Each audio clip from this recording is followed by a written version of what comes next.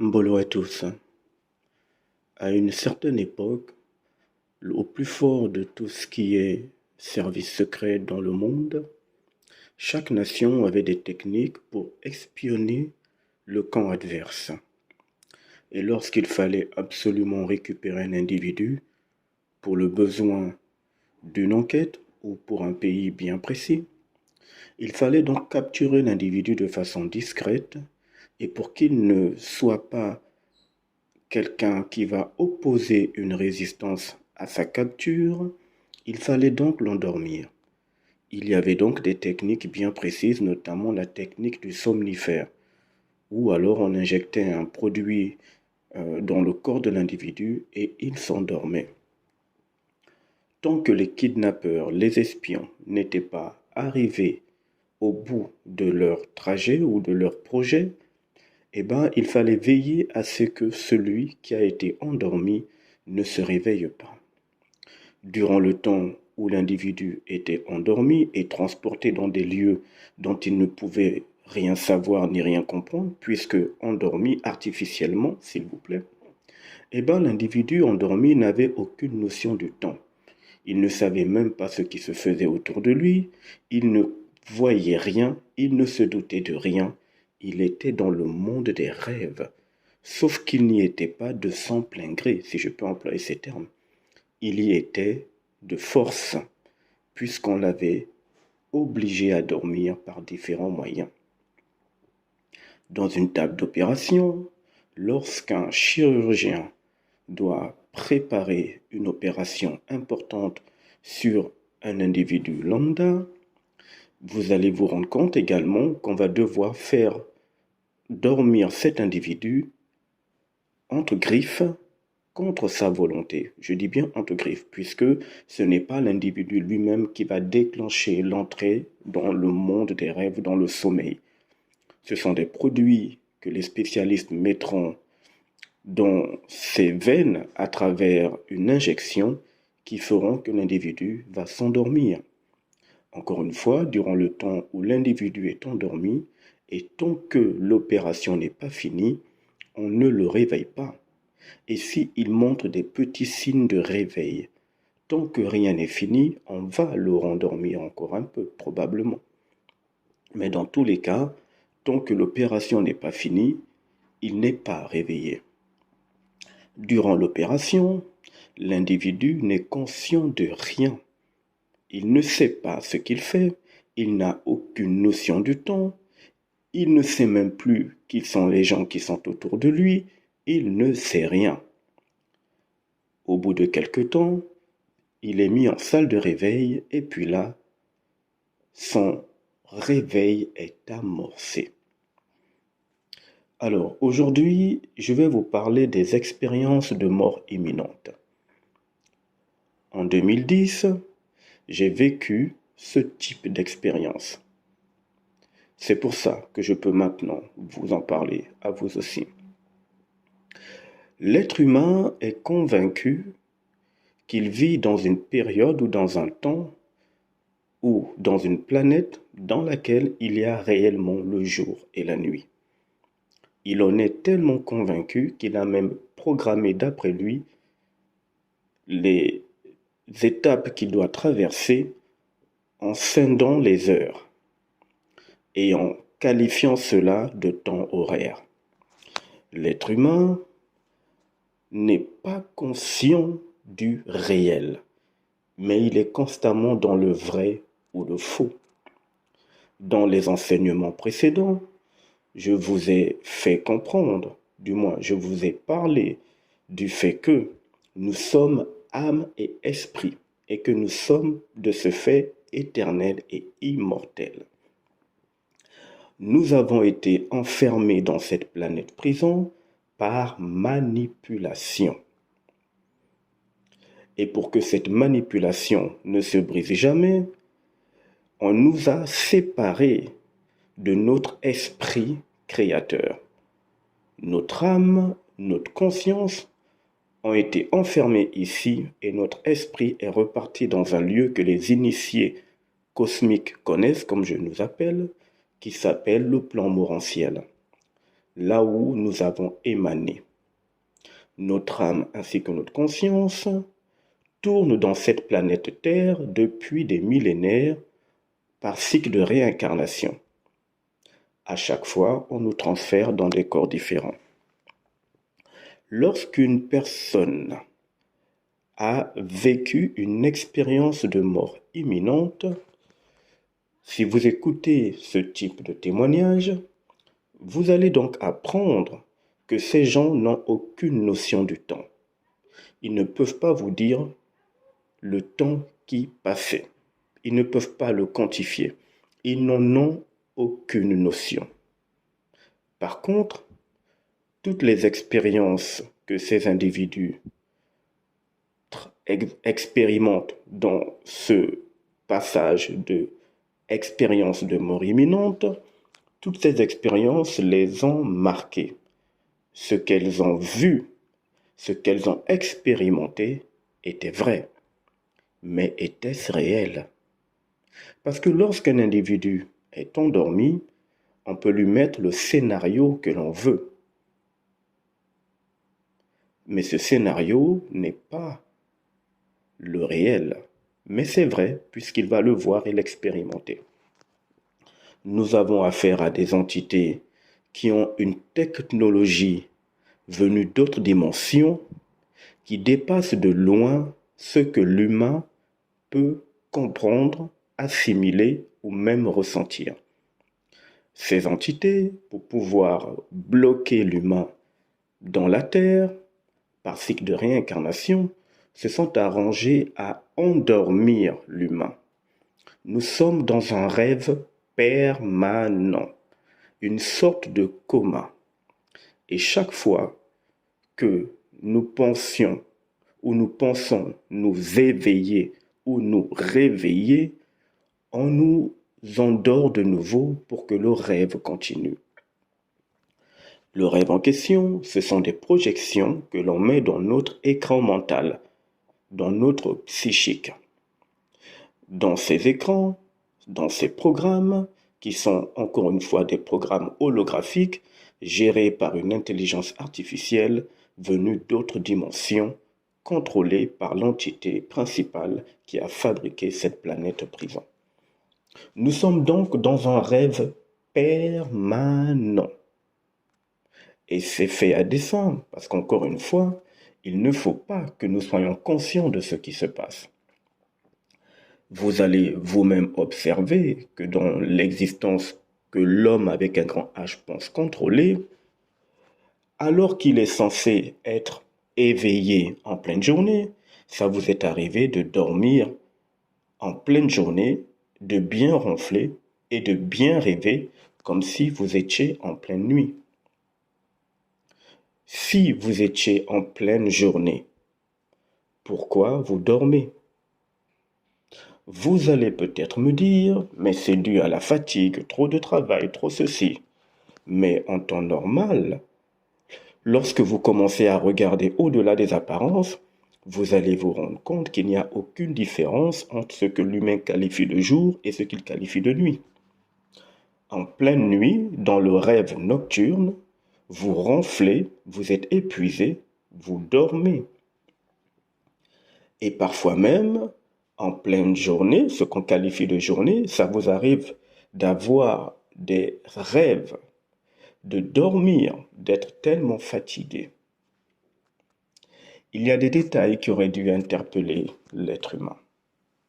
Nous sommes entièrement manipulés.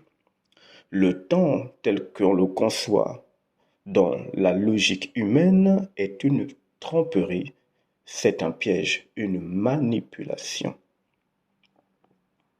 Si l'humain était éveillé ou réveillé, il prendrait conscience de ce qui se joue réellement à l'échelle cosmique sur lui.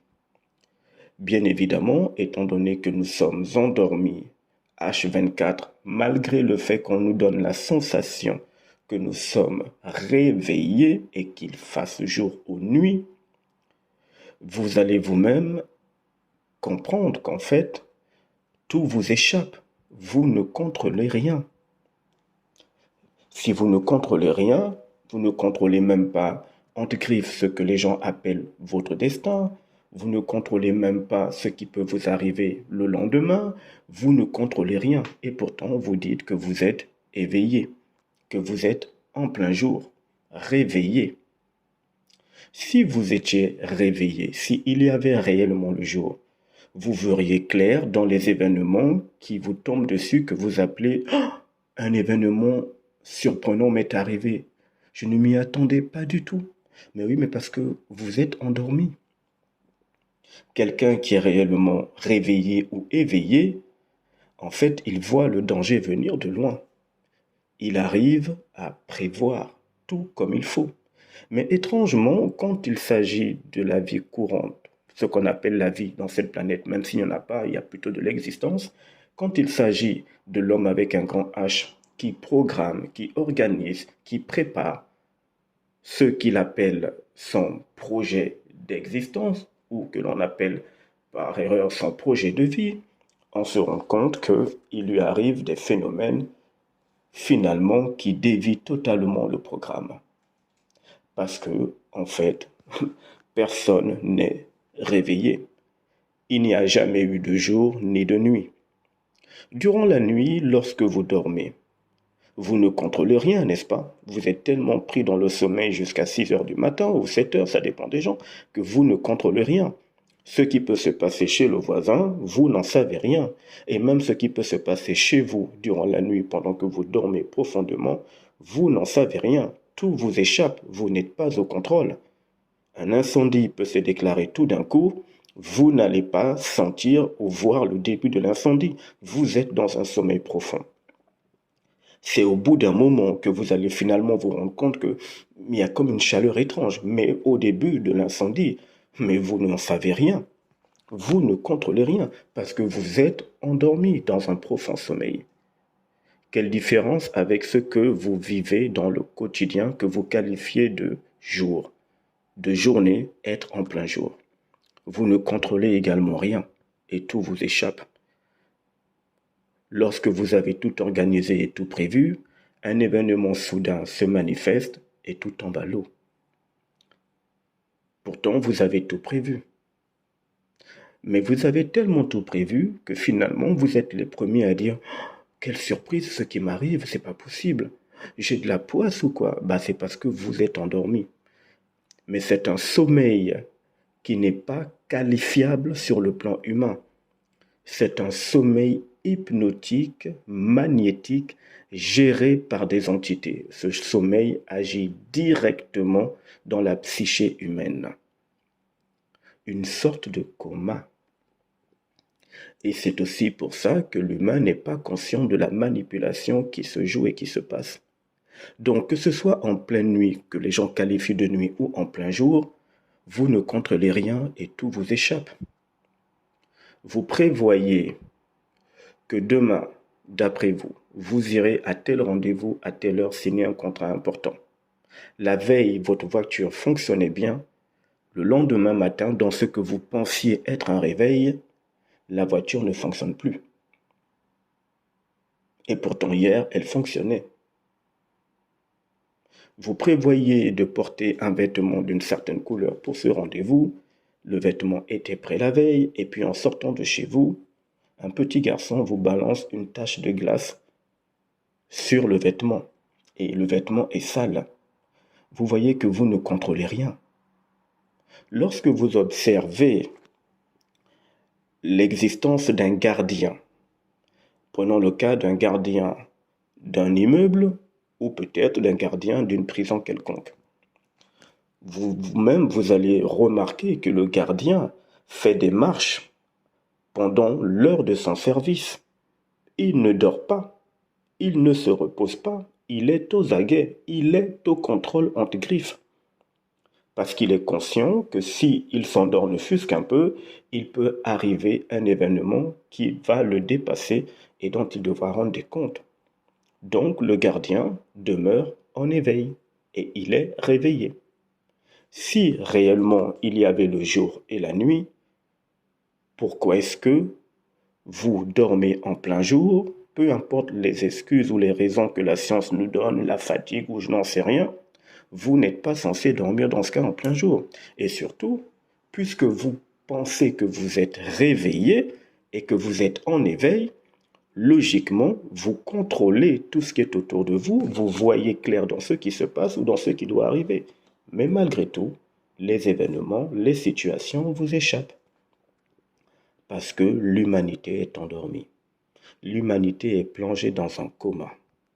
Un coma d'origine extraterrestre. Même si le mot vous surprend, ce sont des faits. Ces extraterrestres, nous les appelons dans le langage des initiés les archontes. Ce sont des entités qui travaillent pour celui qui a fabriqué cette prison, qui se fait appeler Samael, Saklas, le démiurge ou encore Dieu. Il était conscient que notre énergie, ce que nous sommes, est éternel et immortel et extrêmement puissant.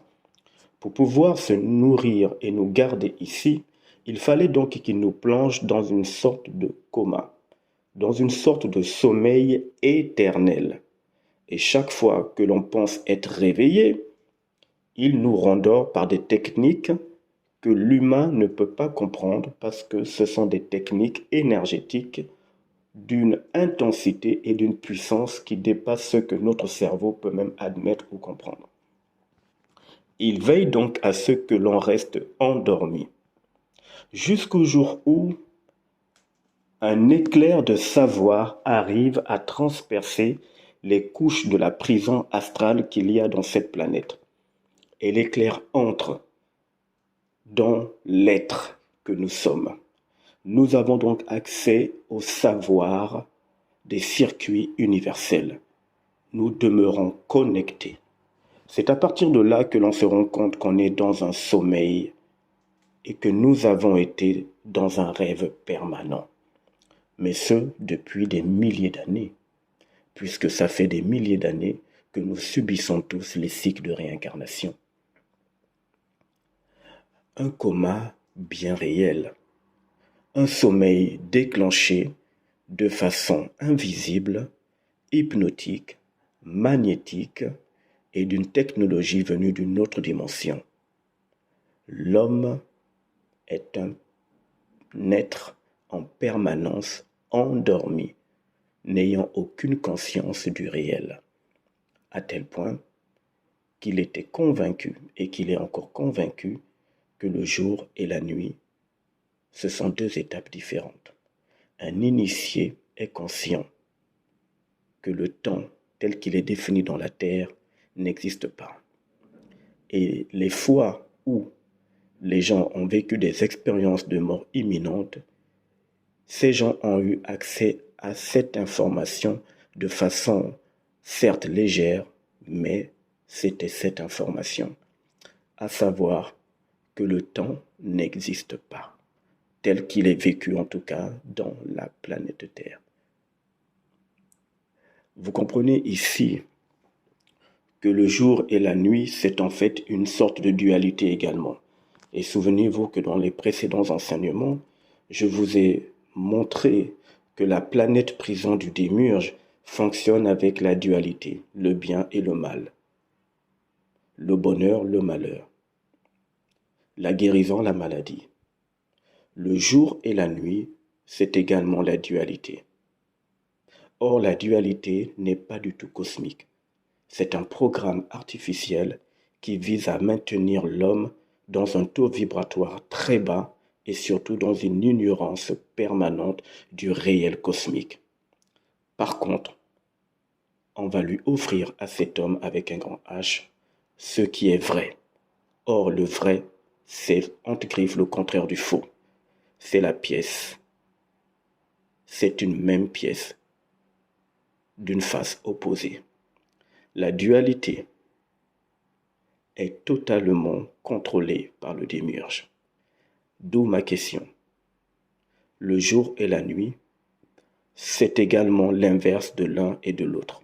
Soit il fait jour, soit il fait nuit. Nous sommes dans la dualité. Soit on est dans la vérité, soit on est dans le mensonge. C'est encore la dualité. Soit on est en bonne santé, soit on est malade. Une autre dualité. Soit nous sommes dans le bonheur, soit nous sommes dans le malheur. C'est encore la dualité. Et les exemples, il y en a tellement dans tous les domaines de l'existence humaine. Et c'est pour ça qu'un initié est conscient qu'on demeure dans un rêve permanent et qu'il n'y a eu aucun réveil depuis des millénaires dans l'existence humaine. Il ne peut y avoir sursaut de conscience, donc de réel ou du réel cosmique, que lorsque l'éclair du savoir entre en nous à travers ce que l'on qualifie dans ce type d'initiation cosmique un ajusteur de pensée. Parce que notre esprit demeure dans le plan morantiel, là où tout a émané. L'esprit est tellement puissant, il est tellement rempli de savoir, et le savoir est une lumière, mais une lumière d'information et non pas une lumière qui éclaire le physique. Or, dans cette planète, on a habitué l'humain à s'adapter à la lumière qui éclaire le physique. Que ce soit la lumière que l'on peut qualifier de jour qui n'est qu'une manipulation, ainsi que les lumières artificielles de la nuit telles que les lampadaires, les veilleuses chez vous et ainsi de suite. Si on habitue l'humain à une telle lumière, il est logique que l'humain, après sa décorporation, voudra être guidé ou voudra suivre, une fois de plus, une lumière pour se sentir rassuré. Puisque dans cette planète, l'âme étant séparée de l'esprit, l'âme est apeurée et est prête à tout pour vivre des expériences contrôlées par cette entité qu'on appelle le démiurge. C'est pour ça que lors des expériences de mort imminente, une grande majorité de ces gens qui ont vécu ça vous diront bien qu'elles ont vu une lumière et que la lumière était chaude, ça les rassurait, elles ont reconnu des voix, des parents, et ainsi de suite. Tout ce que ces gens disent, c'est vrai, mais est-ce le réel? Pourquoi avoir habitué l'homme à chercher et à ne se sentir en sécurité que lorsqu'il y a la lumière? Pourquoi? Existe-t-il la lumière dans ce sens à l'échelle cosmique? Non. À l'échelle cosmique, ça n'existe pas. À l'échelle cosmique, c'est le savoir, c'est l'information qui est une lumière, mais pas dans le sens d'éclairage. Et c'est ce savoir qui atterrit dans l'existence de l'initié qui lui permet, lors de la décorporation, de ne pas se faire encore avoir en suivant une lumière hypnotique dans laquelle il va se faire capturer, la mémoire sera de nouveau effacée et il va encore se faire piéger dans la terre par un autre cycle de réincarnation. L'initié cosmique suivra le savoir d'origine. Il va être emmené vers ce savoir et il pourra enfin sortir de cette planète prison, de cet univers local, de l'astral du démiurge. À plus tard.